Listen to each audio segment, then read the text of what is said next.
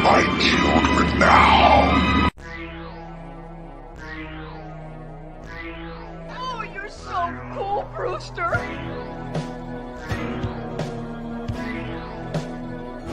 We all go a little mad sometimes.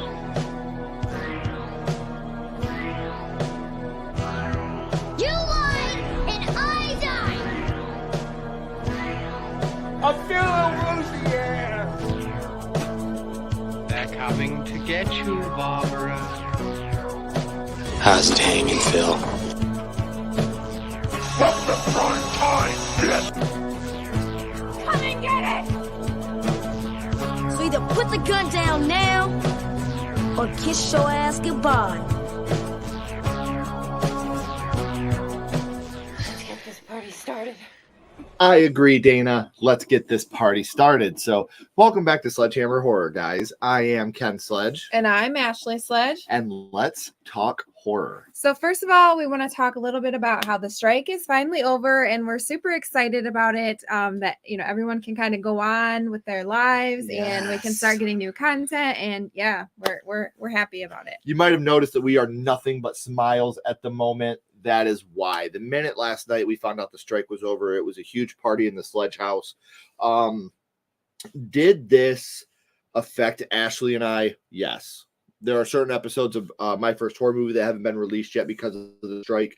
There are certain episodes of Sledgehammer interviews, and we even have some breaking news regarding a film coming out that we weren't able to release yet. And now we're going to be able to start putting some dates on these things.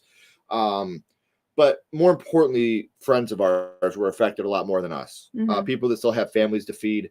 And from what I'm hearing from inside sources of the strike, there will be absolutely no AI for actors without their estates being paid, without the actors being paid, which is something that a lot of us were fighting for. Yeah, for sure.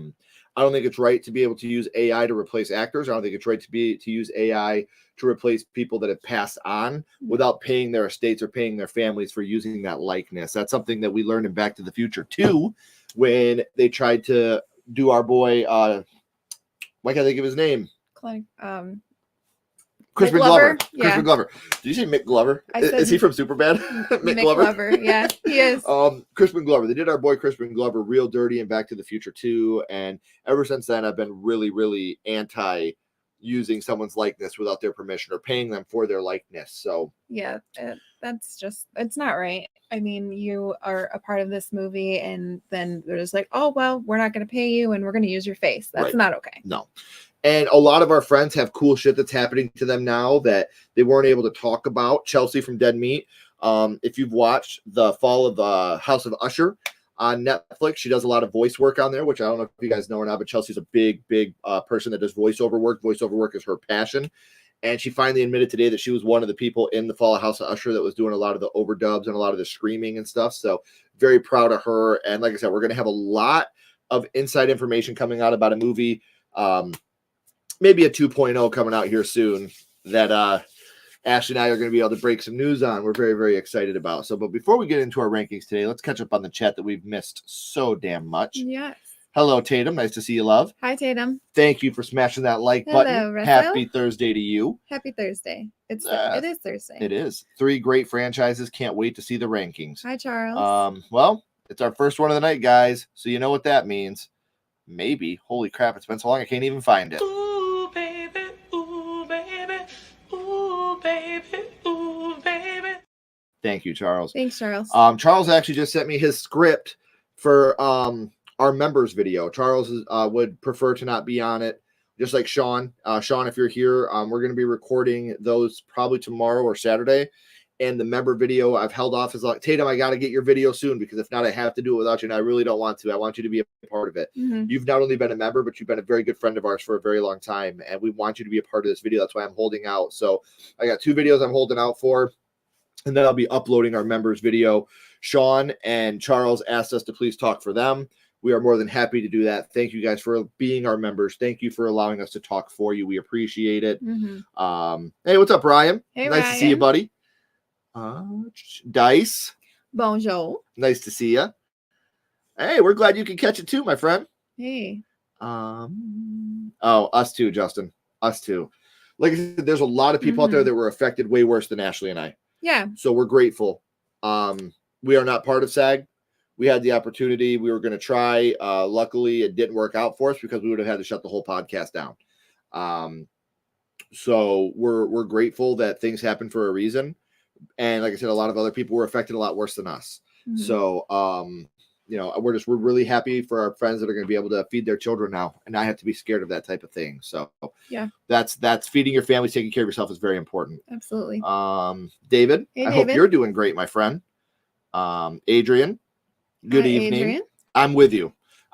Now listen, I'm not saying don't use AI. They've used AI forever. Watch Angels in the Outfield. The whole crowd is AI.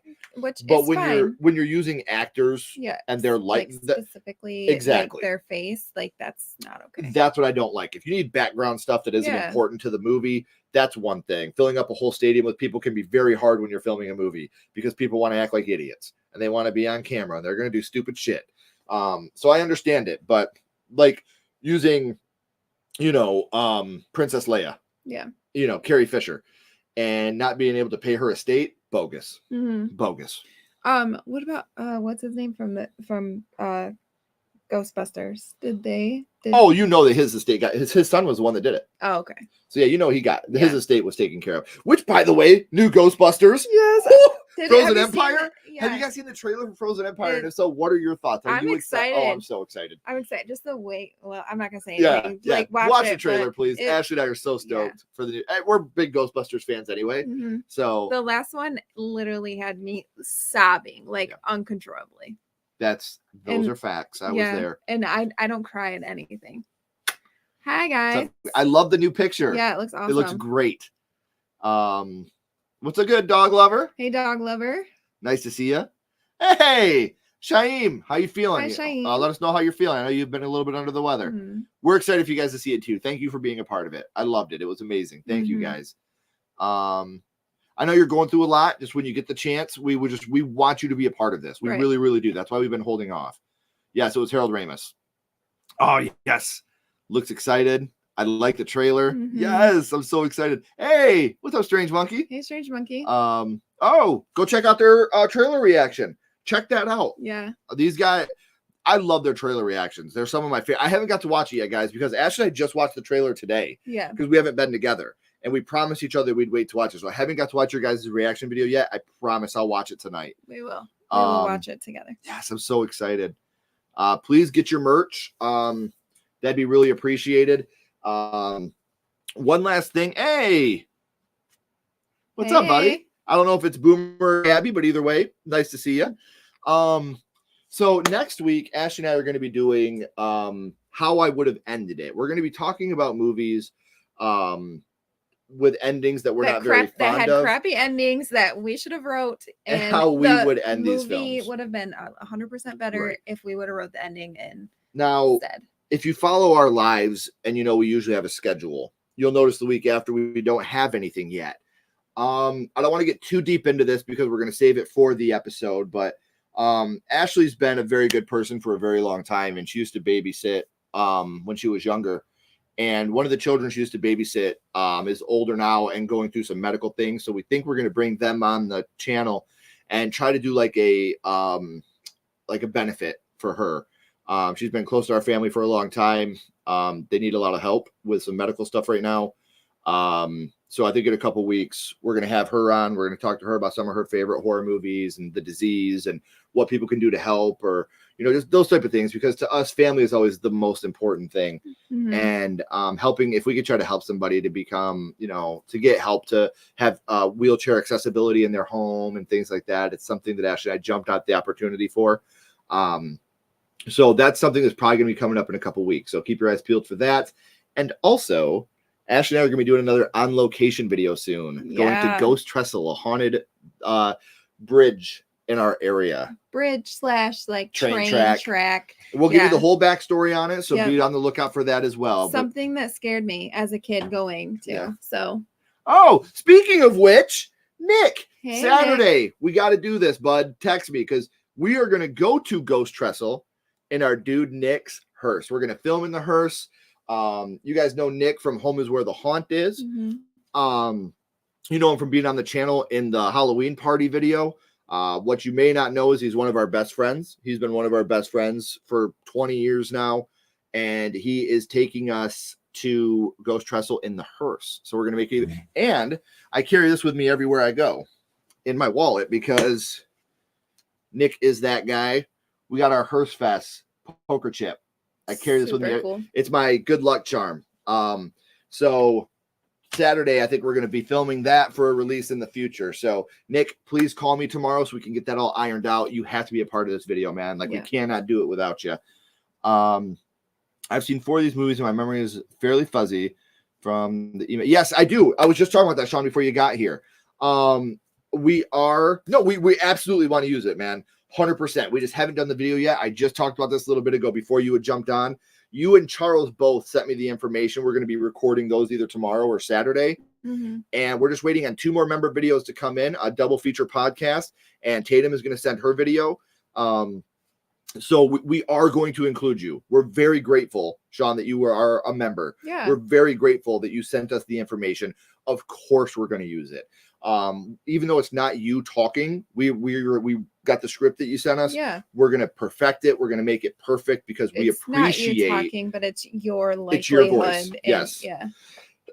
So we love you, buddy. Thank you for being a member of our family. It means the world to us, and we are so proud to have you as a member. So of course we're going to include you. Absolutely.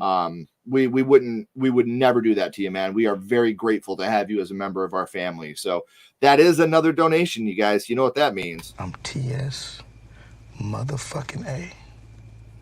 We handle shit. So thank you, my friend. Thanks, we appreciate you. All right, guys. Hold on. I don't have a full ranking, but The Conjuring 2 is my favorite movie, so that would be my number 1. Okay. That may be pretty high on our list as well, but we can't get to the top unless we start at the bottom. So you want to start with your number 16, babe? Yeah. So I've talked about this numerous times here.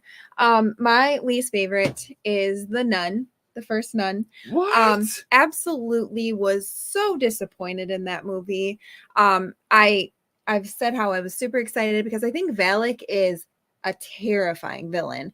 And I feel like they could have done so much with her, but they can't. I don't know. It falls flat every single time. And when I went and seen this, I was just super disappointed. The gothic look and the aesthetics and stuff look really great. The actors, they did what they could with what they had, which wasn't much.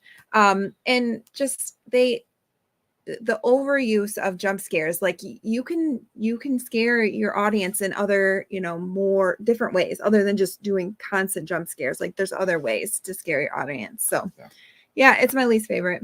Okay. It is not my least favorite because The Curse of La Llorona exists. Yeah.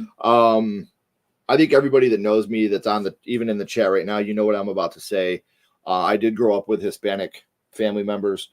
For this movie to take place in the United States, I felt was very disrespectful to the heritage of what La Llorona is. Yeah. And then to me, it was so cheap the way they connected this to the rest of the Conjuring universe.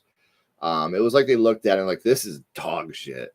What can we do to help market this movie? Let's make it part of the Conjuring. Let's just throw in this priest for 5 minutes so we could connect it to the Conjuring universe. Yeah.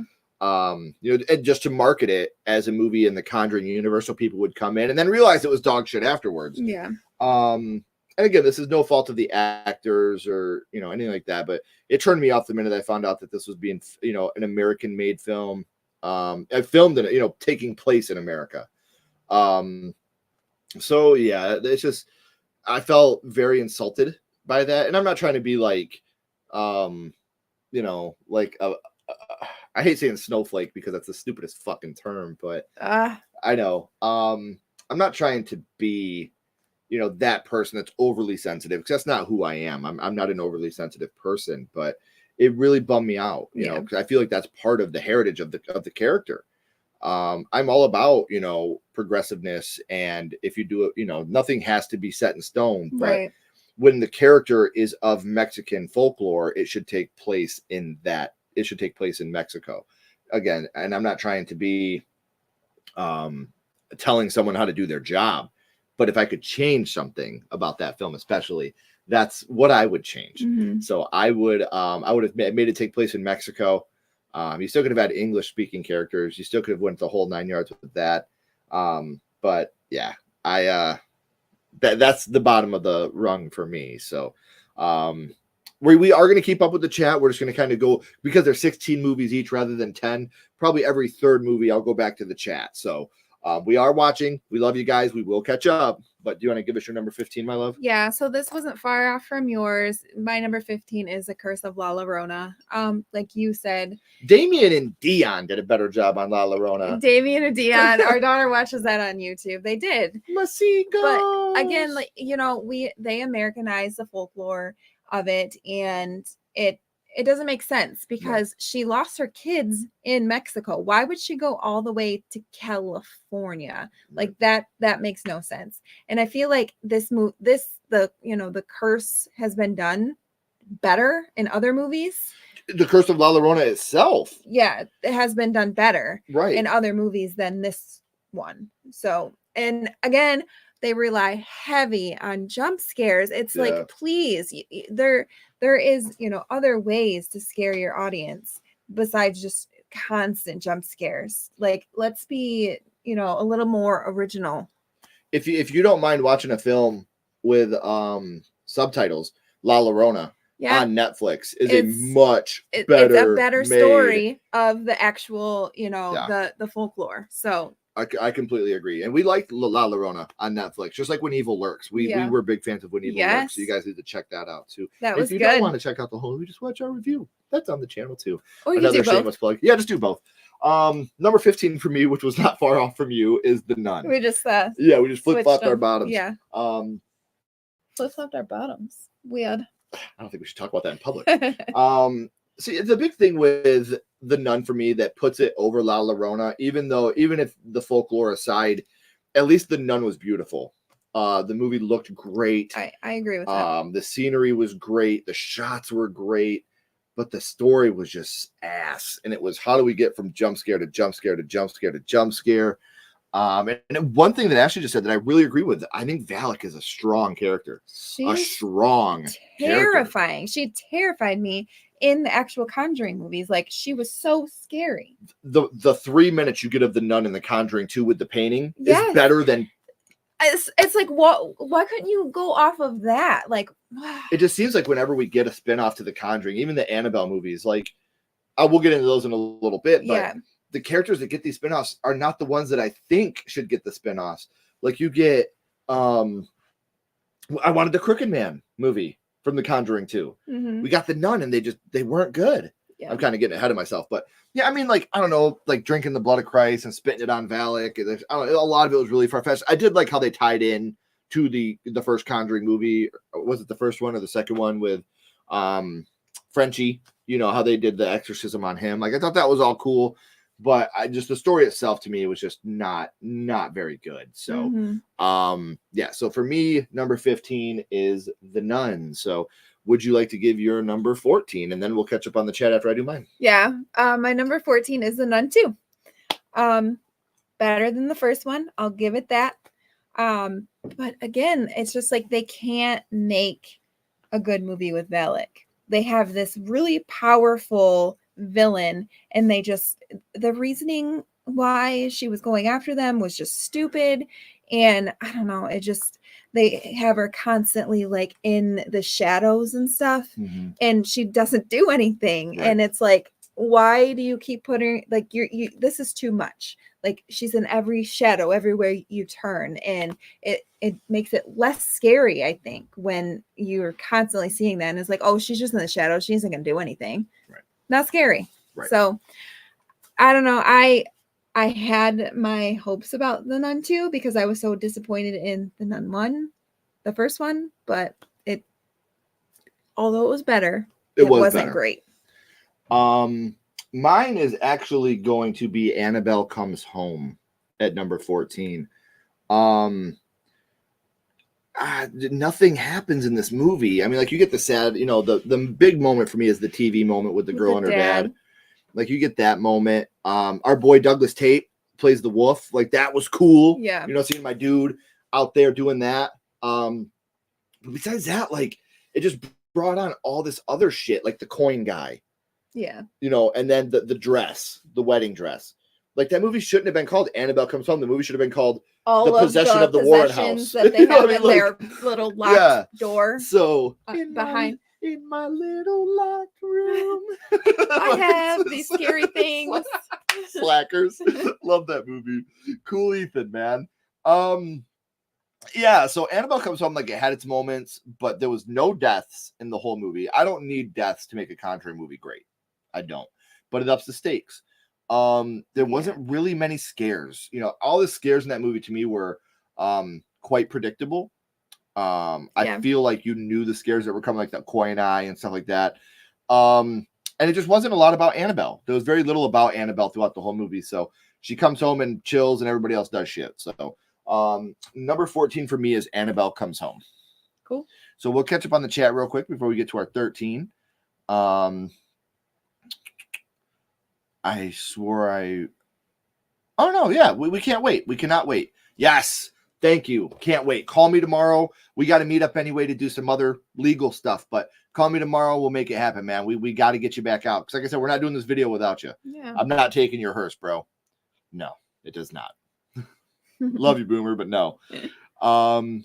Ooh, the red door at the bottom.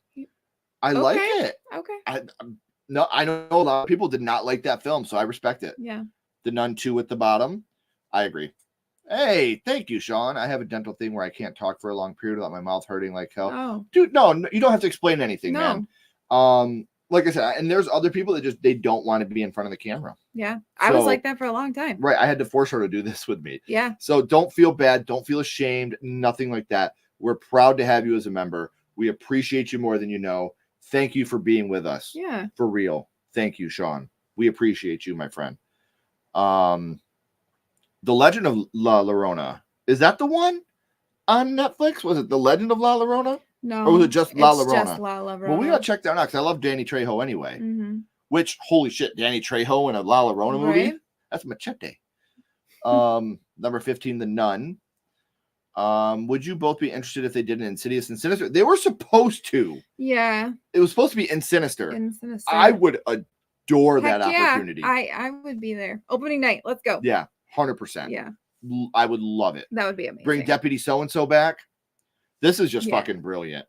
Guillermo del Toro should have directed The Curse of La Llorona. Could you imagine Del Toro doing that film? Yeah. Because he would have respected the lore. 100% he would have respected the lore. Absolutely. You said bottom.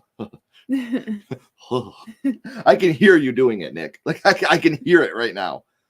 When Evil Lurks is amazing. Same director as Terrified, which loved Terrified. We loved that. Yeah, both great. I didn't know that the same guy did those. That's awesome.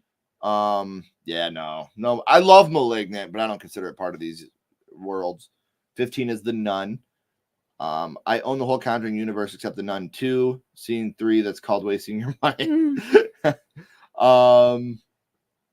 It's hard not to. We watched it like 3 times in a weekend when it first came out. Malignant. Curse of La Llorona. The Nun 2 was so goofy, especially the ending. It seemed like they were fighting. Yeah, it did. Yeah. There's I'll talk about it here in a little bit. No, I knew what you were saying. The Nun 2 has some incredible imagery, but it's weird when it turned into an Indiana Jones movie. Mm-hmm. Curse of La Llorona. Hey, what's up, Matt? Hey, Matt. Thanks for stopping out, brother. My wife and I love Annabelle Comes Home. We show that movie to people who don't typically watch horror movies, and they like it, which is fair. Yeah. And again, something I should have said at the beginning, with the exception of The Curse of La Llorona and The Nun, every single one of these other movies I really enjoy. I have no desire to ever watch The Curse of La Llorona or The Nun again. Mm-mm. All these other movies, I don't mind them. I would agree with that. I like all these other movies. So I should have said that. The Red Door would be number 14 for me. So Red Door's at the bottom for some people. All right. You want to give us your number 13, my love? Yeah. So my number 13 is actually Annabelle Comes Home. That's hilarious. Like you said, there's it's really not about Annabelle. It's more about all these other villains that are or spirits that are locked inside this room. It felt almost like a kid version of, a Conjuring movie, I guess. Because it was very like Goosebumps type. Which we Like, don't mind with the because the new Goosebumps show is yeah, great. which is awesome. But when you're going in and looking for a movie in the Conjuring universe, you're not looking for a Goosebumps movie with werewolves. And I don't know. It just, like you said, nobody died. Nothing was at stake really. And, there was no gore, no blood, no guts. That's So hilarious. yeah, I don't know. It was good enough. Like, it was entertaining, but not really scary. Okay. Well, this is hilarious because my number 13 is The Nun 2. So we're just like flippy flopping our way through this. them. The only reason I put The Nun 2 is one scene, and I'm not going to go too deep into it because it's still fairly fresh, but there's a kill to open the movie that was great. I love the opening kill in The Nun 2, but there's another kill that's brutal. Probably the most brutal death in the whole Conjuring universe, in my opinion. Mm-hmm. And when I'm watching a Conjuring movie, like I just said a minute ago, deaths, they don't like make or break a Conjuring movie for me. But this death in this movie, this kill, I was just like, damn, that's brutal for more ways than one. One, how it's done, and two, why it's done. Brutal kill in The Nun 2. So those two kills are the only thing that really propelled it up. See, I agree with you. Like, it's all about being in the shadow. What can I do to scare you? Nothing ever happens. It's just the nun sitting there. So yeah, it is what it is. I'm hoping. We have already been told there's going to be a part 3. Yeah. It keeps making money, which is good for horror. Mm-hmm. And I guarantee you, Ash and I'll be there to see The Nun 3 on opening day. We'll go see it. Guarantee it. I'll get freaking fooled by the trailer. The marketing will get us. Yeah, and I'll be like, okay, well, let's give this a chance. It can't be that bad. Yeah, and then I'll leave the theater like it was that bad. So yeah, we yeah, I got it a little bit higher just because of those two kills. Yeah. Like I said, the second kill especially that I'm talking about, not the opening one, but the other one, it broke my heart watching that kill. It was a sad kill, very sad kill. Mm-hmm. So, you want to give us your number 12? My number 12 is Annabelle. The OG Annabelle. Yeah. Ooh, okay. I don't know. We're not going to flip flop this time. No. No. I don't know. There's not a lot. Like, I like the whole Manson thing that they did, with that. Mm-hmm. But other than that, like, I didn't really like the two lead actors. Okay. Like, I didn't feel like they were very what am I trying to say? They weren't believable as like parents. They seemed like, I don't know, stale. They were stale, and I think if maybe we had different leads, I would have liked it better. I think that's the first time I've ever heard you say that you didn't like actors in something. Yeah. You're usually pretty forgiving on that. Yeah. They weren't believable as parents or as even like they cared about each other really. Sure. And so I didn't feel like the love there. And I think that's where it fell short for me. And also there's like a lot of like plot holes in it for me. Okay. Like he gets her this doll and then he throws it away, but then it's back and she doesn't like question it. Right. I don't know. Okay. It fell short for me. But again, I do like the whole Manson killing crossover. I like that. I gotta say before I give my number 12, Shaim, I love you. My number 12 is Insidious Chapter 3. Again, I love this movie, and everything from Annabelle Comes Home up, I like a lot. But this one is just the least memorable Insidious for me. And I think it's mostly because I hate the oxygen mask. He just seems like the weakest villain, and he's an old man. I know, oxygen. But I mean, like they kill him by ripping his oxygen mask off. Like, obvious. Because I know, but like oxygen. I think, but see, now I'm gonna flip that. I think the acting and the characters in this movie are fantastic. Oh yeah. The scene in the road is one of the better jump scares in the whole Insidious franchise, except for the obvious one.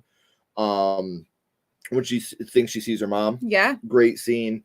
A lot of heartbreak throughout the movie, but it's just there's just something, and I think it's because the villain doesn't do anything for me that's why this movie's a little lower for me. And like I said, Shaim, I love you if you're still here. I know that's your favorite in that franchise, but it didn't do much for me. So number 12 for me is Insidious Chapter 3.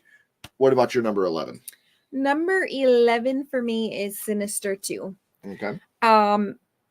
It just wasn't the first one. Like it lacked that intensity, the suspense that the first one had. The whole like dead kids and making them like the brothers like go against each other. Didn't really care for that. And just like being able to see like Bagul more, I think it made it less scary. Like before, he was kind of like in the shadows, and like you would see him maybe here or see him maybe there, but you weren't really sure like what was going on. Sure. And now he's just like, everywhere. And I felt like that made it less scary. It lacked the intensity. And I can't ever call him Bagul anymore ever since Dead Meat. I got to call him Spooky Face. Spooky Face. Spooky Face. Yeah. I love that shit. That's one of my favorite things James has ever done. Spooky Face. I don't know. It was okay. It just wasn't the first one. So, which is fair. Yeah. My number 11 is also Sinister 2. Oh, nice. Now, something I do want to say is what I do like a lot about Sinister 2 is we do get more of that child perspective, because those really are the victims in all these movies. So rather than following the parents like we did with Ethan Hawke in Sinister, we do get a lot of the background on the children and seeing how the children, put the kids against each other and watching them commit some of the kills, like the mice, putting them in the bowl and putting the hot coals on and watching the mice chew through. I thought that was terrible. But little things about the movie. The guy's name is still Deputy So-and-so throughout the whole movie. He never introduces himself. I want to punch the fucking dad in the face. The dad's James Ransone's great. I love Deputy So-and-so, the character. He's cutie. Oh my God, he's adorable. Yeah. The dad I want to punch in the goddamn face. He's a horrible person. I could never, there's a scene in the movie where they're eating dinner and no one's allowed to touch their food until he's done. And I get so angry every time I watch that scene. My kids get their food before anybody else does. Whenever Ashley makes dinner, it goes the youngest to the oldest, and then me, and then her, and I'm always getting mad at her. I'm like, eat your food, I'll get mine. Which is so funny because I got to tell this story real quick.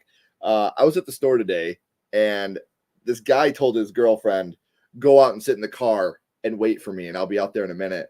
And I literally looked at him, I was like, if I ever said that to my wife, she would fucking kill me.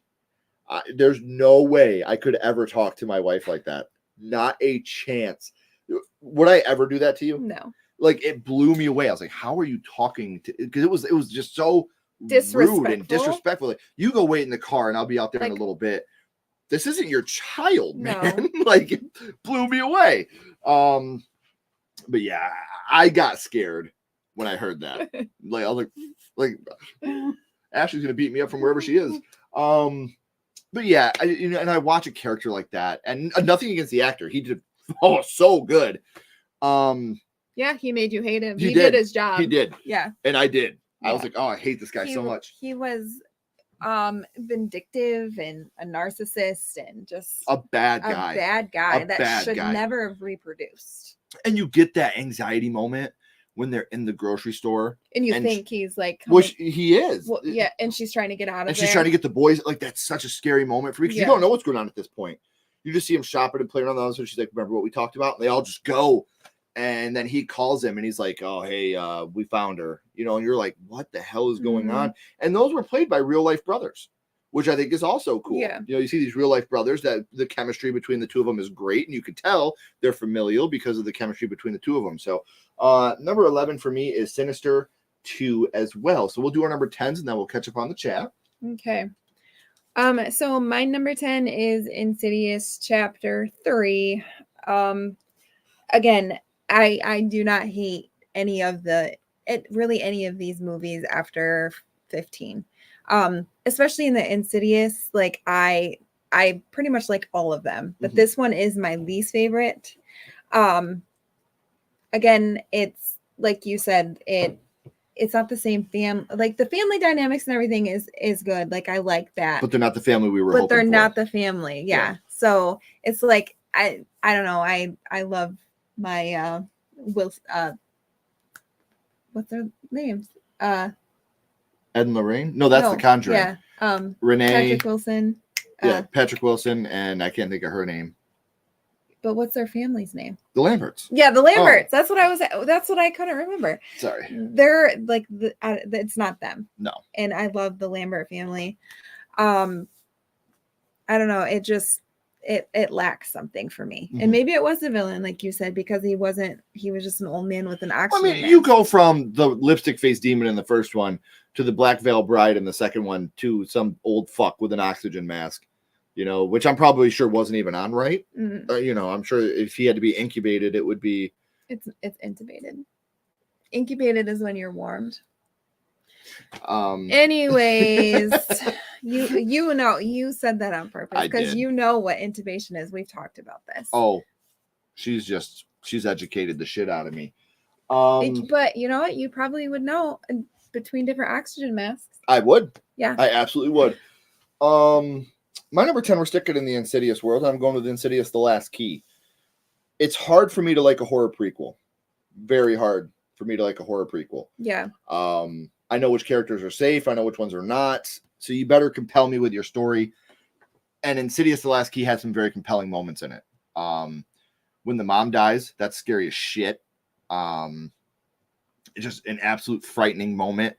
When you see the girl and you realize that she's not a ghost, that the dad had been keeping her in the basement as a prisoner, like that's just so heartbreaking. Yeah.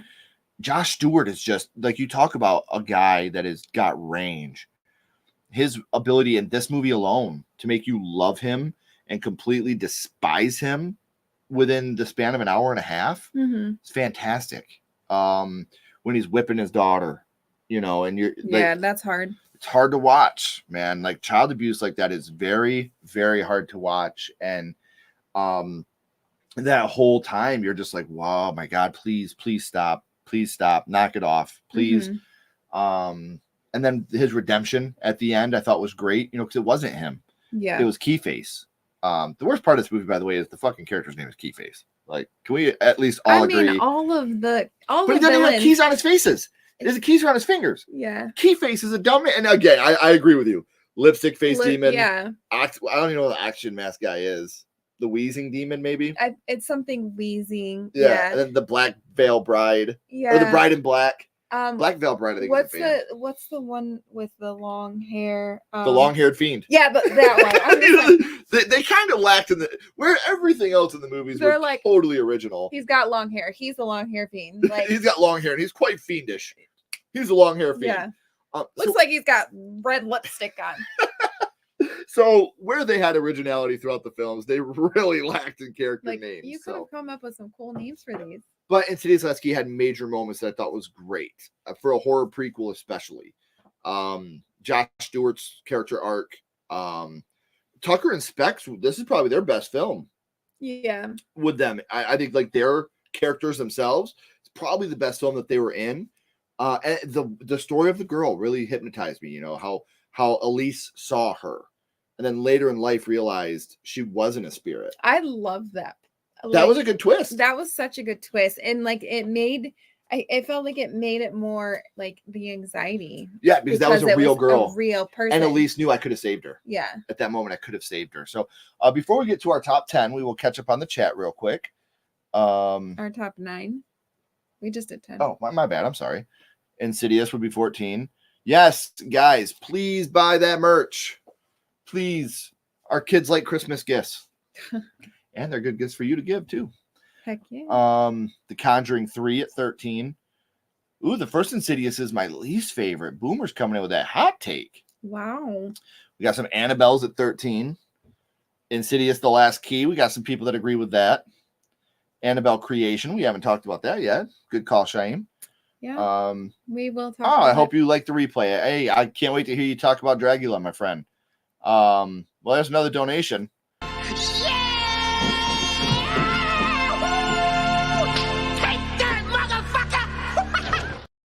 Thank you, my friend. We appreciate you. Thank you. I'm sure I'll talk to you guys soon. Mm-hmm. A lot of people agreed with Sinister too. Yeah. Insidious, The Red Door at 11. Would you want either one of your Bond 2 Conjuring remade? I just want to see him do a good nun movie.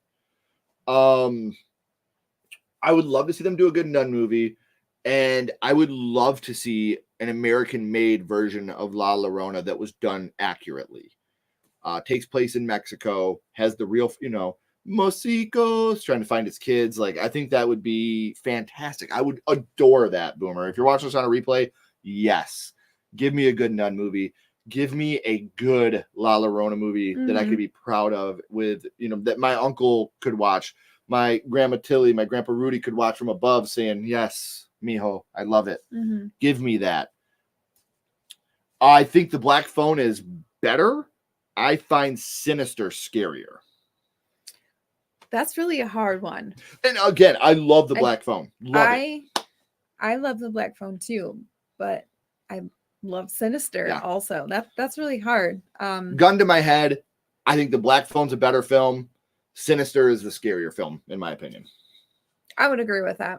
And if you guys didn't see, Madeline McGraw, who played the young lady in The Black Phone, Ash and I just had the opportunity to interview on the channel. Amazing young lady. Her and Kyle Parrott, great people. Robbie Ain't Right No More. Their short film will be coming out soon. We got the chance to interview them. Mm-hmm. Such an honor for us. It was amazing. Russell says The Black Phone. We love you, buddy. Have a good night. We love you. Tell Gabby hi.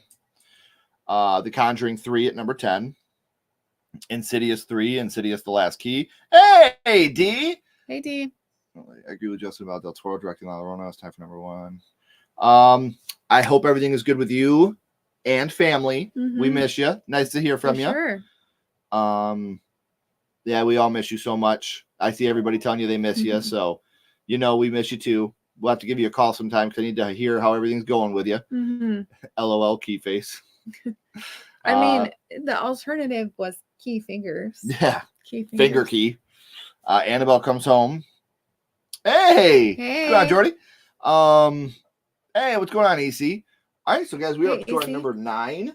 You want to give your number 9 first, my love? Yeah, my number 9 is The Conjuring 3. I felt like this was like in the what? Nothing. Why are you laughing? No.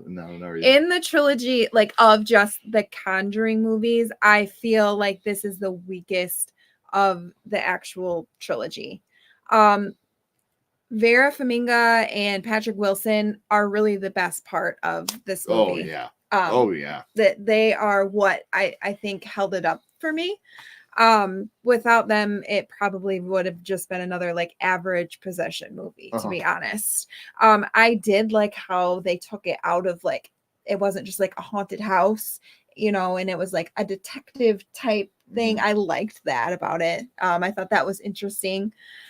This is the night that killed her. Yeah, I like that stuff. You know how I like detective stuff absolutely. like that. But I don't know, it just lacked the feel from the first 2 movies. Garbage villain.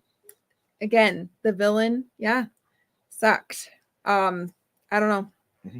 Well, the reason I was laughing is because my number 9 is The Conjuring, The Devil Made Me Do It. Okay. That's why I laughed. So we're not flipping on this one either.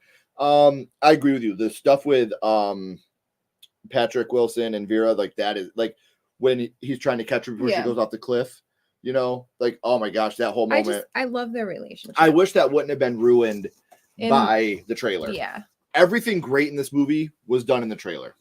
I think the villain is weak. I think it's the weakest villain in the whole Conjuring universe. That includes Mr. Keyface. I hate the ending of our villain. I think that was a really bad ending for this villain. The power of love pulled him through. Like, I don't know.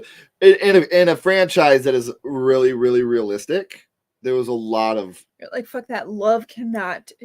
But you know what love I mean? doesn't like, move mountains, guys. I would do it for you, of course. But I'm just kidding. There was just a lot of that I didn't like. I didn't like the backstory of the 2 girls. You're telling me the police have searched this area for years, and then Lorraine shows them it was one cliff, and they're like, "Oh, we found her body down there." Right. Like there's just a lot of it that lacked to me. But their relationship obviously catapulted it up to almost halfway through the list. Yeah. And that's just on their performance alone. Oh yeah. Just the chemistry between the two of them, it's just so one of the good. more heartbreaking lines in all of these movies, honestly, is when they get to Arnie, I think his name was, and he's got the blood, and he's like, I think I hurt somebody. Yeah. That whole scene with him, for a guy, I wasn't too impressed with his acting throughout the film. Didn't hate it. I thought he was good. But that moment right there, I was like, why didn't he have that type of emotion throughout the whole movie? Like, he really sold me with that one line delivery. I think I hurt someone. That was great. Great line delivery. And the scene in the not the funeral home, but the At the church or at the insane asylum? no, when they're down where all the dead bodies are, and that one dead body comes back. Oh, in the morgue. In the morgue. Thank you. God, I keep this cold that me and Ashley have had has been kicking my ass lately. It's like I get rid of it and then someone else gets it. I know. I had a couple brain farts on an interview the other day on my first horror movie, and I felt so stupid. And I'm having them tonight now. We couldn't think of the Warrens. My brain is just tired. Yeah, I worked all night last night. For those of you that follow me on Instagram, you know that I put up there the other day, man, I know I have a cold because I'm taking a bath. Do I take baths? No. I take showers. If I want to lay down in a bath, I'm sick. And I've taken a bath 2 nights in a row. So I've just not been feeling very good. I love baths. And it's kicking my butt. So if I'm slipping on things, I'm very sorry. I promise this means more to me than anything. You guys know that. I just have not been feeling good, and it's kicking my butt right now. But it's called the morgue. Yeah, the morgue. The scene in the morgue I thought was great. And like when Ed's like, close the portal, because like it can see you too. We haven't dealt with something like this before. Bullshit. Like, it's a human. It's a witch. But I did like that twist of it was the priest's daughter. Yeah. So there are things in this movie I like a lot. But to me, this was more of a drama with horror sprinkles. Yeah. So it was good. It wasn't my favorite. Right. So you want to give your number 8, my love? Yeah, my number 8 is Insidious, The Last Key. Number 4. Okay. Love Lin Shaye. I feel like, again, she is one of the positives of this movie.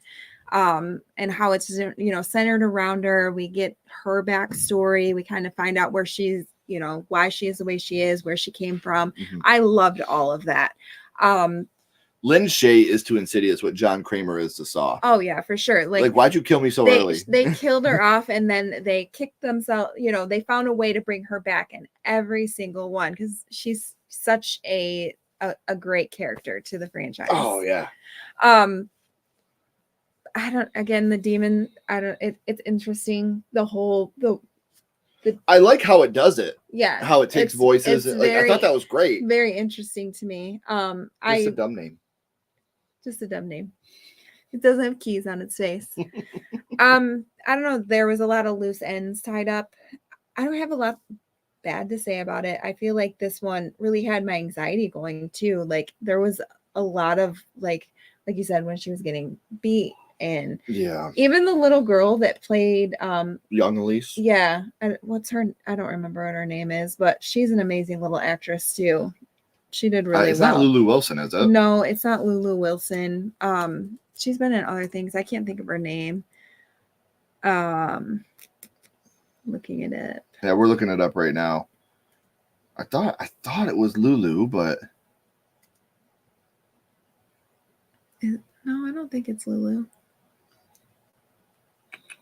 Sorry, guys, trying to look it up right now.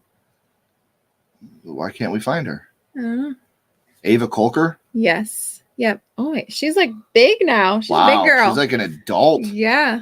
God, we're old.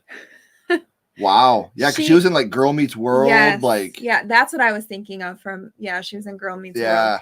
Yeah. We were kind of obsessed with Girl Meets World. Yeah. But again, growing up, Boy Meets World fans. Boy Meets World too. So I don't really have a lot bad to say about this movie. I liked it. Yeah. Number 8 for me has already been talked by a lot of people, but it's Annabelle, the first one.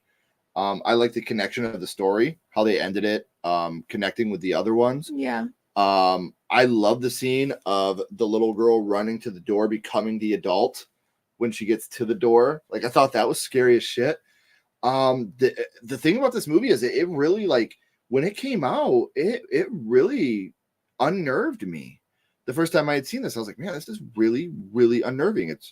just, I don't want to say scary because I never had like a feeling of fear watching the movie, but I was definitely unnerved throughout a lot of this movie. It made me feel very uncomfortable throughout a lot of the runtime. So number 8 for me is the original Annabelle.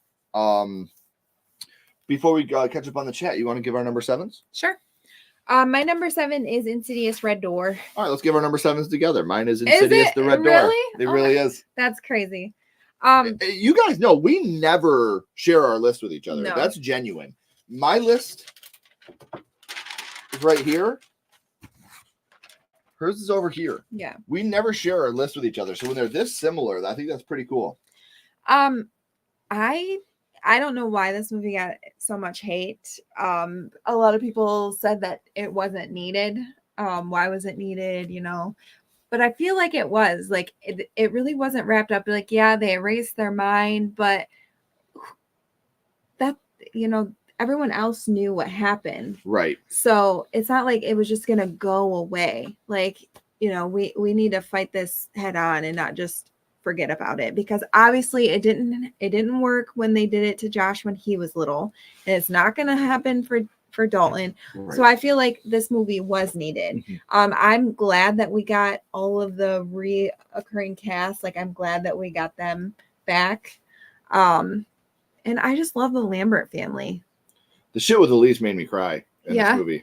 Yeah, they found a way to bring Elise back as well. That scene made me fucking cry. Yeah. I cried at that scene. When Josh was talking about, you know, his mom, that fucked me up. Yeah. Fucked me up.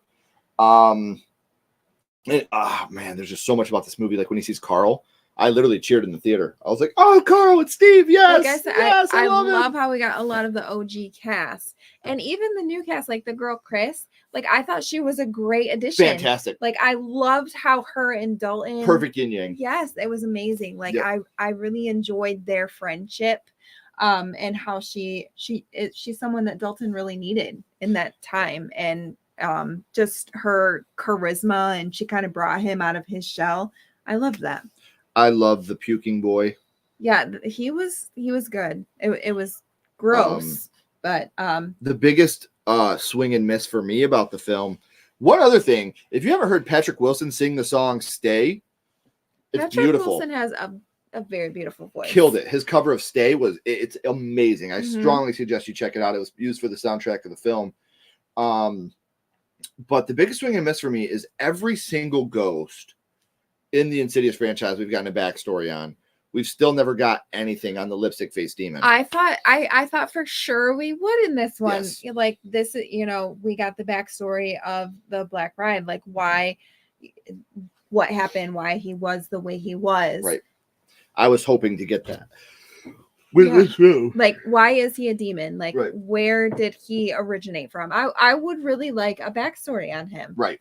I mean, now I don't. I think the story's been told. I think it's been told well. I don't want the Lambert family to go through anything else. Would I like to see more of the Lambert family on screen? Of course. I love those characters. Just let the family, please let them be happy. Mm-hmm. You know, we're hoping Renee and Josh got back together. That's what I'm not okay with that. Like, I need that closure. They need to be together. They're meant to be together. But I loved watching, you know, them reshoot the scenes from the first Insidious, you know, and tying it all together. I thought that was great. So that's the one thing that I did not like, is that they were not together. Well, that even Josh was like a crappy dad. Like, he don't even get me started on that shit. In the first two, he was so adamant on, like, well, except for when obviously the Black Bride like took over his body, but he was a good dad. Like, that was his whole. He was a great husband and he was a good dad. Was he though? You think about it, in the first one, he kept staying at work late so he didn't have to deal with the shit. Yeah, because his kid was in a coma. Like, how would you? I wouldn't leave his side.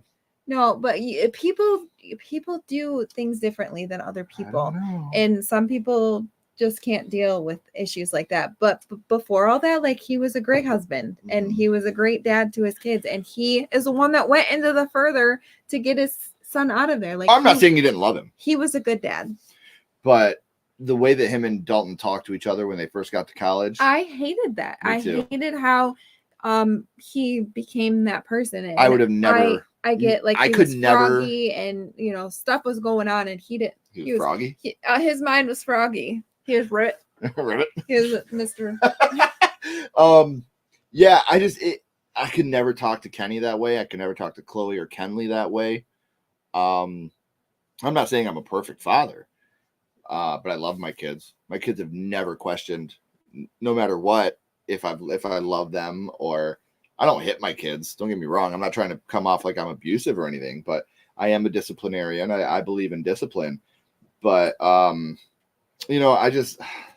could never talk to my kids like that. I can never let my kids talk to me or her like that. Yeah. If anything, you're going to speak to your parents with respect, no matter what. So that scene really bothered me. Really, my son's 15.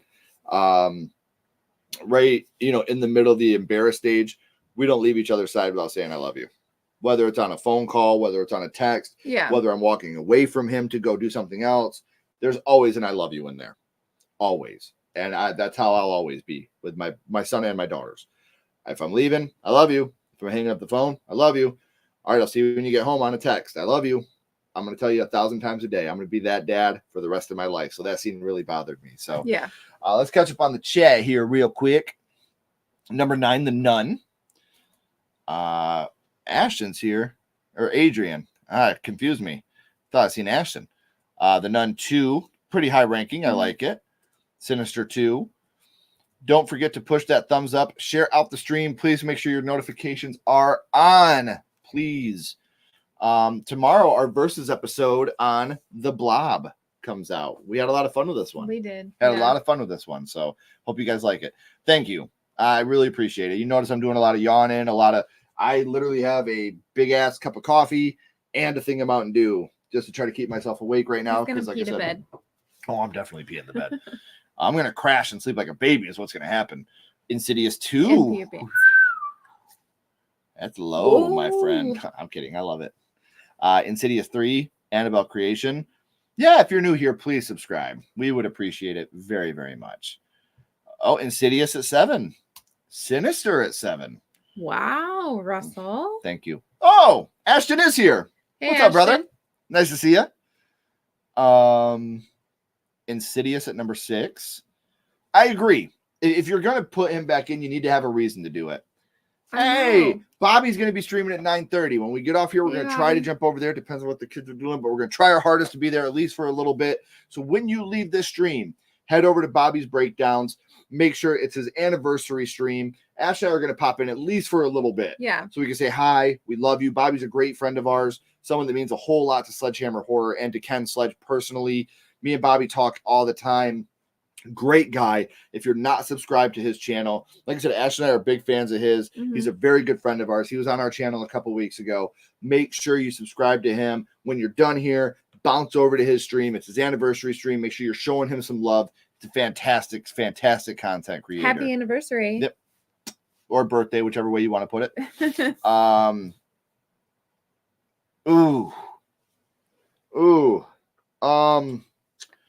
Insidious. Insidious. Yeah. I think he has more depth because with Josh Lambert, he's a fictional character, so he can kind of create him the way he wants to.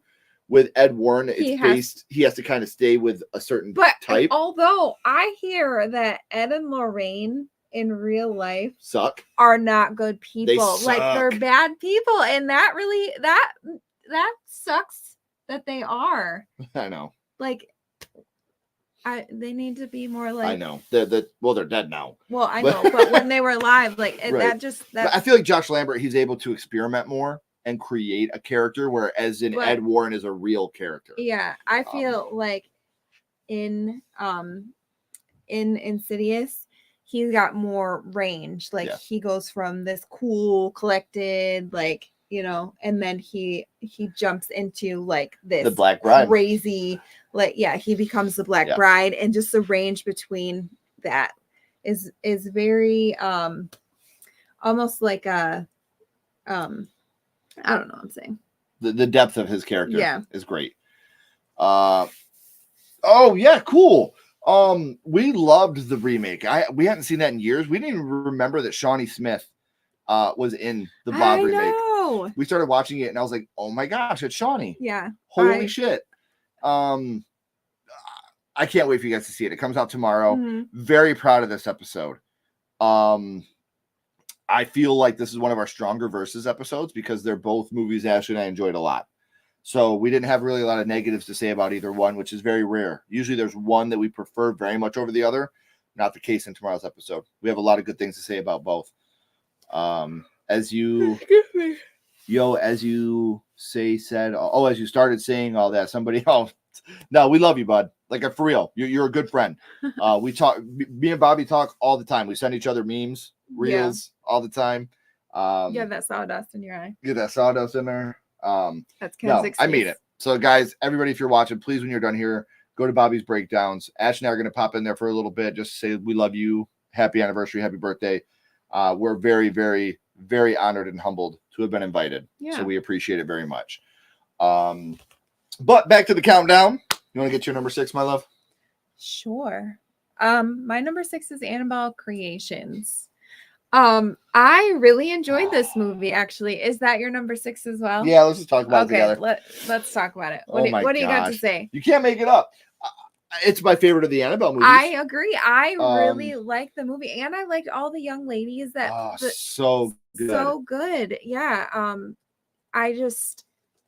I don't know. I guess I went into it not really knowing how I was going to feel about it, but there was a lot of good. And like even the couple that took the young girls in, like you really felt for them losing their daughter. The Mullins. Yeah, family. the Mullins, like, you know, they lost their daughter and they had this doll and they let this villain into the doll just to feel like their daughter was there. Like their daughter, like Annabelle it was back. really her, and then they find out that it wasn't. I liked that twist and how they brought all the little girls in, and there's a lot of scary, like, Lulu Wilson was in this one. Yeah, Lulu Wilson was in this and she one. killed it. Yeah, Lulu Wilson kills it. Love she's, Lulu Wilson. She's such a good little actress. We want her in everything. I just want to pretend that she's in everything that we ever see. She's So, cute, and she's a really good little actress. Yeah. Well, I mean, you can't really say she's cute anymore because now she's like almost adulting. She's still cute. Like she's getting there. Like, I remember she was in that Cop and a Half remake. I don't know if anybody remembers that. She was in the new Cop and a Half movie, which I think is hilarious. I don't remember. But she was in like Ouija Origins of Evil. Yes, and she did so good in that too. God, like so even good. like she was this cute little girl, and then she was so good at like flipping it and being like telling that story to the boyfriend, and she was so creepy. She's a great little actress. Well, her and between her and McKenna Grace, those are kind of like my two favorite young actresses that come like in the horror world to me. I love McKenna Grace. I love Lulu Wilson. And then obviously like, you know, Madeline McGraw, Violet McGraw, Amy Donald, you know, these are all amazing young ladies that we're big fans of. Mm-hmm. And so, you know, I'm very excited to see the success they're getting with all the new stuff they have. But this was held up again by young ladies. Young ladies carried this movie. Yeah. And like you said, also the teenagers, though, because you had those teenagers that were in the movie. And I'm not saying teenagers aren't young ladies, because, yes, of course they are. Yeah. It's silly to think that they're not. But the one in particular, the one that played Janice, she was one that I really remember a lot. And then Carol, Mm-hmm. You know, they were so good at their characters. And, you know, when you're watching this movie, it is so dark and so scary.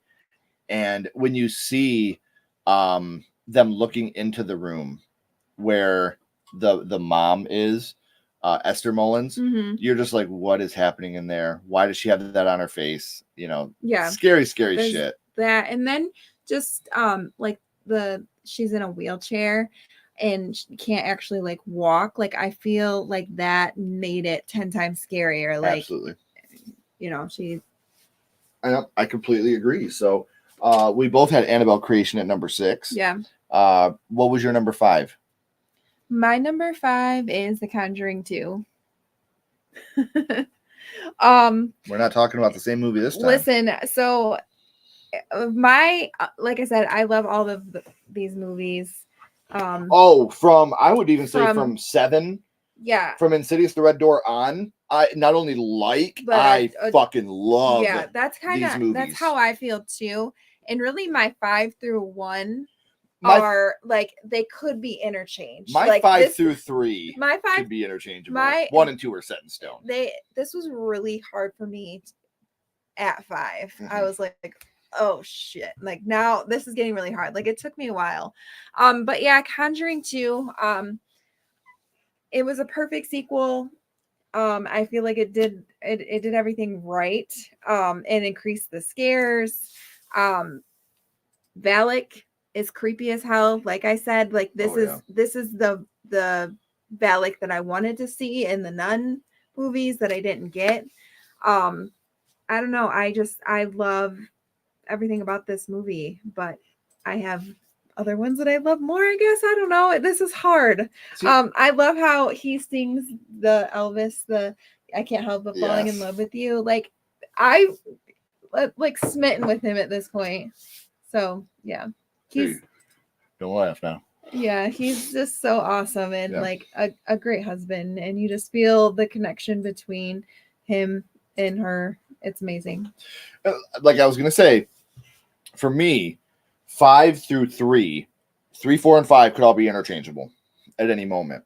But 1 and 2 are set. Yeah, those are my 2 favorites. But these 3 could be interchangeable. And today, I'm gonna say The Conjuring is number 5. Okay. This movie started this really. This upheaval of it started it. That's why you can't have it. Sure you number can. 5. Sure you can. A lot of what people remember about this movie, the hide and clap, that doesn't do anything for me. It didn't do anything the first time. The demon up on top of the wardrobe, you know, I think that was a great moment. I just really love that family. When Like, you see, I really felt for them. Go back and watch it again. When you see the mom in the cellar turn her face and turn into Bathsheba, it looks fucking awful. The cut is obvious. It looks bad. It looks really, really bad. That said, I think this has one of the better jump scares ever with the look what she made me do. I think that's genuinely one of the best jump scares I've ever seen. One of the best moments in the film is when Ed is talking to Lorraine and they're outside and she's looking behind him and you don't see anything, and then it comes back to her and then you see the feet hanging. I thought that was just another great moment in the film. But again, I adore this movie. If this movie was on, I'm going to sit down. I'm going to watch it. I'm going to be glued. Like you said, the family's great. The mom, she was in Ransom with Mel Gibson. Like that movie fucked me up as a kid too. But yeah, that's just, I mean, I love this movie. I think it's a great movie. I'm going to call it spade a spade and say it has weak moments. There are weak moments that I just think other movies I put in front of it, I had to put in front of it for a reason. So today, my number 5 is going to be The Conjuring. Any other day, it could be number 3. It won't ever go higher than that, but it could be number 3 any other day. So you want to give us your number 4, my love? Yeah, my number 4 is Insidious 2. Oh, for fuck's sake. Again, it's a great sequel. I like how it's campy. We get Specs and Tucker for the comedic relief. You can rude. How rude. How rude. How rude. How rude. How rude. Yeah, well, you're rude. I was talking. Like, I like a good backstory. I like how we get Josh's backstory on what happened to him when he was a kid and why this villain is attached to him, or not villain, but demon, I guess, is attached to him. How he doesn't ever like to get his picture taken. I loved all of that. The Black Bride, I think, is terrifying. One of the more terrifying villains in the franchise. But there's just a couple more that I felt like I had to have before this one. So that's fair, I guess. My number 4 is going to tiptoe through the window. It is the first Insidious. Again, love this movie. And if you go by beats per minute, this has the best jump scare of all time. Yeah. with the lipstick face demon behind Josh. Literally, it was just proven to be one of the best jump scares of all time when it comes to heartbeat per minute. And I feel like it still gets you every single time. You know it's coming. It's still gonna get you. Yeah. I think that's just an amazing moment. There's a lot of parts in this movie I think are great. I think I wanted to say Ed and Lorraine. Josh and Renee, I think they're great. I think there's an amazing scare with the long-haired fiend when he's walking back and forth and all of a sudden he's in the room. Mm-hmm.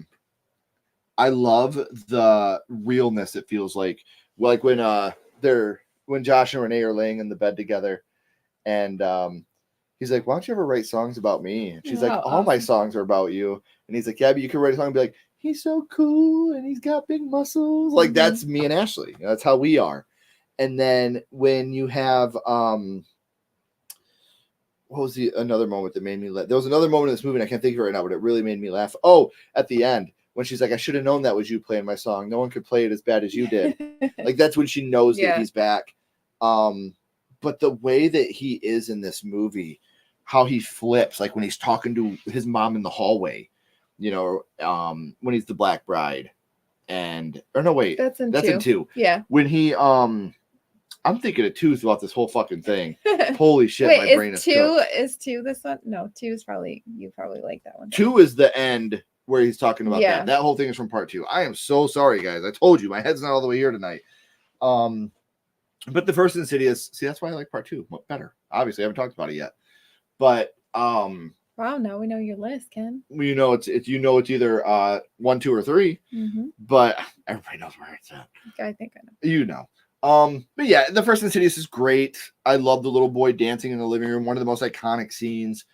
The long-haired fiend. I love how when they find out the house is haunted, they're like, fuck this, we're leaving. They did the smart thing, but unfortunately it was not the house, it was your son. Yeah. I love the movie. So sorry about that brain fart there. Again, I told you guys I'm sick. I'm tired. I'm very sorry. I take this very serious. All just kind of, but it kind of blends together because it's such a great But it's not even that. It's just I don't feel good. I know, but because it's such a great sequel, like the two, they kind of mesh together. Like it's one right after the other, so it kind of meshes together. It happens. It happens to the best of us. You're like, this hasn't happened to me yet. All right, before we get into happens to me all the time. Before we get into our top 3, we will catch up on the chat real quick. Annabelle Comes Home at number 6. The Conjuring at number 5. My dude. Annabelle at 6. I knew that. Ashton, okay, now we need to talk. That's why I got canceled. Insidious Chapter 2 at number 4. That's cute. Insidious 3 at number 5. Annabelle Comes Home at number 5. Wow, I like that, Russell. Very high. The Conjuring 2 at number 3. Sorry. I'm sorry. I know. Love you guys. Annabelle Creation at number 4. The Conjuring at number 4. Thank you. For 9 months. That's awesome. Don't forget to send that video tomorrow, Tatum, because we really want you to be a part of that member video. Heck yeah. Really, seriously. Troy, just wanted to send my love to everyone here. My number 1 would probably have to be Sinister. Thank you for stopping in, Troy. We love you. Means a lot that you stopped in. Everybody's having conversations. I love it so much. Yes. Enjoy your Thanksgiving. We'll do a lot more about that in the next couple of weeks, but I'm glad you're taking a break. Yeah. Sometimes you just need to recoup and get yourself healthy again. So I get it. Mm-hmm. All right. You want to give us your number 3, my love? Yeah, my number 3 is Sinister. Our number 3 is Sinister. It's your number 3 too? It is. We had a lot in common. We did, which never fucking happens. I know. Never happens. We never have anything in common at all, really. Yeah. I adore this movie. It's so unsettling using the kids as the killers. I love how they do all the Super 8 shots on like an actual, is it called a Super 8 camera? Like the real? Yeah, like a real camera. Yeah, like I think that is phenomenal. And all like the imagery is just creepy. Even the score that goes with it is, it's so weird, but it fits and makes it more like intense and creepy. Because you also get the sound of the camera, of the film moving. Yeah, and then you have that weird score, and I freaking love it. I think that was amazing. Ethan Hawke, he does so good. I love Officer So-and-so. Like, He's such a cutie. He is. He's that guy that you're just like, sure, you can be best friends with him. Yeah. He doesn't intimidate me. Yeah. You know, he's just a cutie. That's all he is. I love him. But yeah, this movie, it genuinely scared me. The lawnmower jump scare, that's another one. I can watch this movie a million times and I'm still gonna jump at that one because it's like you're waiting and you're waiting and you're waiting, and then finally it's like and the timing of that jump scare it's is perfect. Impeccable. Yes, I love this movie, and it could probably be moved up, honestly. Like my top 3 could be interchangeable. The lawnmower jump scare is just fantastic. Bagul in this movie is great. Yeah. The fact that the guy that did it wore weighted shoes and was actually him practically in the bottom of that pool, getting oxygen in between takes. Well, even the people that got pulled in. Yeah, on the fucking they were tied tied down to those lawn chairs, yes. and they were in the. I would have been like, can I do something else? Yeah. Like, no, yeah. That would have freaked me out. I don't know that I could have done that. Like, I feel like I would have spazzed out. Yeah. Like that. But because being tied down on top of it. Being tied down but underneath the water, and like somebody else is pretty much like controlling my life. Like that scares me. No, I'm a control freak, and like that scares me. I have a love-hate relationship with this movie now because the movie's fucking fantastic, but YouTube made me hate this movie for how much editing I had to do for our Didn't See That Coming episode. It was a lot. YouTube was like, fuck yeah. YouTube was just like, me and YouTube, if YouTube was a person that day, we'd have gotten in a fist fight. That day, that fucking week, I don't think we've ever had that, and Valentine are the two. I just kept getting the, for fuck's sake. Yeah, every text, FFS. I was like, another one, crap. Another one. Yeah. So yeah, that we kind of have a love-hate relationship with Sinister and Valentine because of that, just because of how many times I had to go and watch these same fucking scenes over and over and over again. But Sinister is just, it's so good. Like the movie is just, it is fantastic. Mm-hmm. And it's scary, it's unsettling, it's got a great twist to it. Even when he comes out of the box and he's got his back all bent, when Ethan Hawke is looking out at the picture and he pulls it down and Bagul is right there in his face. Yeah. Like that's great. There's just so much I like about this movie. I could go on and on and on about it, but it's going to be number 3 for me today. So I can honestly say our 1 and 2 are not going to flip. We have complete opposite number 1s and 2s. Well, yeah, we have to. Yeah, because I've already talked about, or you've already talked about the 2 I want to talk about. So. And you've already talked about the 2 I want to talk about. You want to give us your number 2? Absolutely. My number 2 is The Conjuring. Again, I love this movie. I love the marriage between the Warrens. It just feels so real. The chemistry is there. And the actors are just amazing. I cared a lot about the Perron family. This is why The Conjuring was above The Conjuring 2 for me, is because of the Perron family as well. Like I cared about them. I was invested in them. The jump scares, they didn't overdo them. I don't feel like it was a bunch of cheap jump scares like, you know, a lot of the Conjuring universe does. And I love the the 70s supernatural feel that it had. I love this movie, and this is where the Conjuring universe started, so it has to be in my top numbers. My number 2. My number 2 is The Conjuring 2. I love the twists and turns this movie brings with it. You think that the house is possessed, there's something going on, then you think it's not, because you see the little girl destroying it, and they're like, we don't get it. Yeah. Well, even they leave the house and like they're still getting haunted. Right. My favorite part of this whole movie is when they're on the train and Ed's like, I have a theory. Let's try something.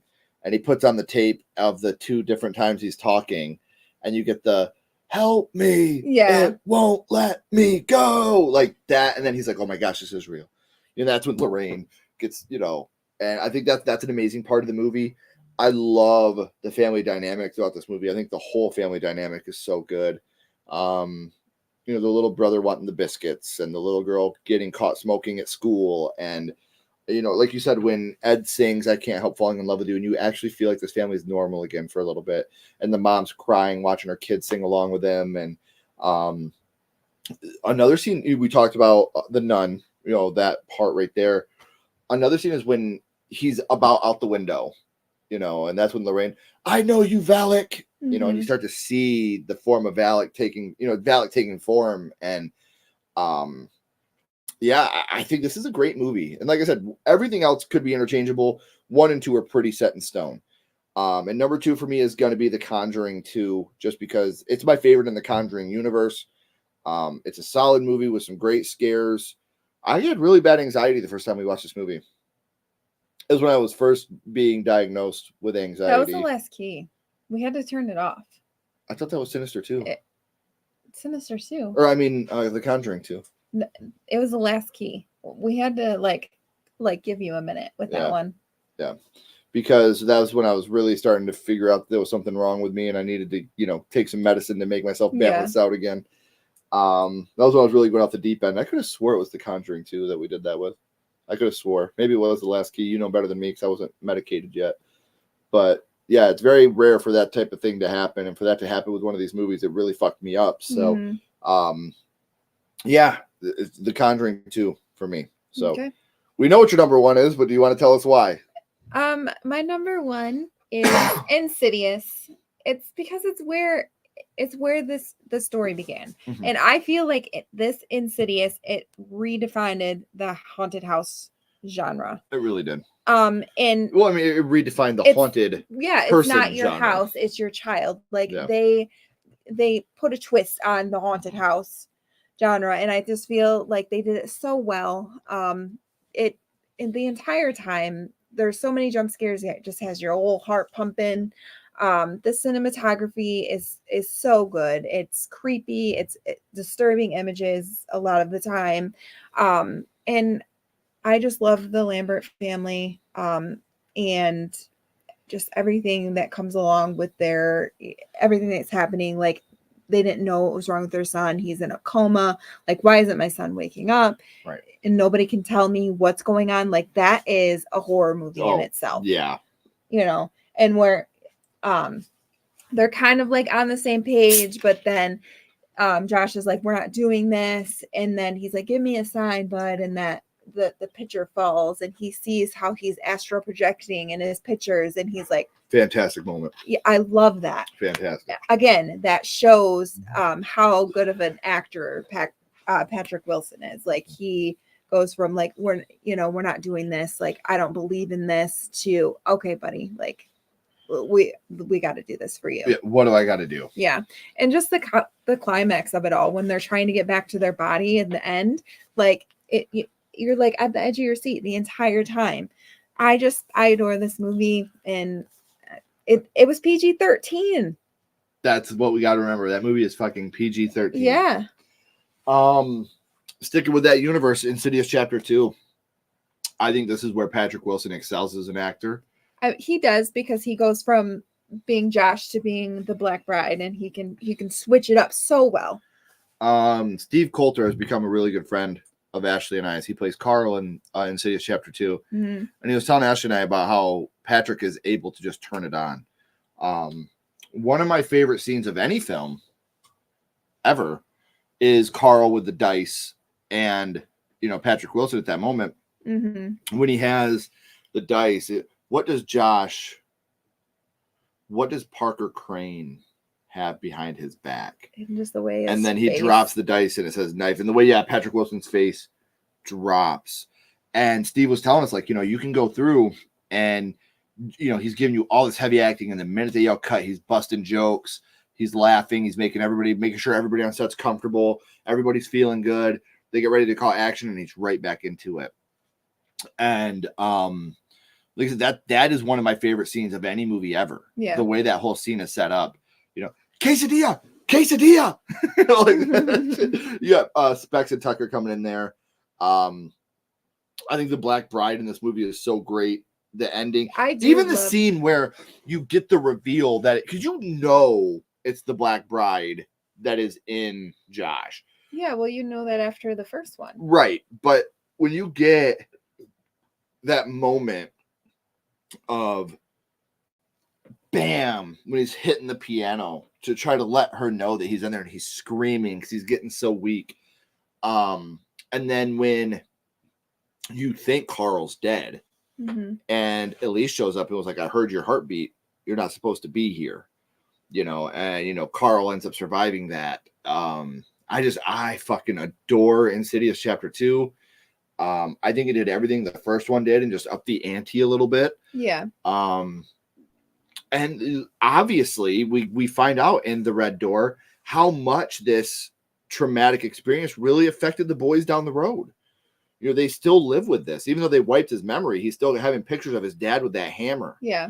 Like that's how traumatic it was to see your hero trying to kill you. Yeah. And even like the middle child, which is he's definitely got the middle child syndrome because like I can't even remember his name right now.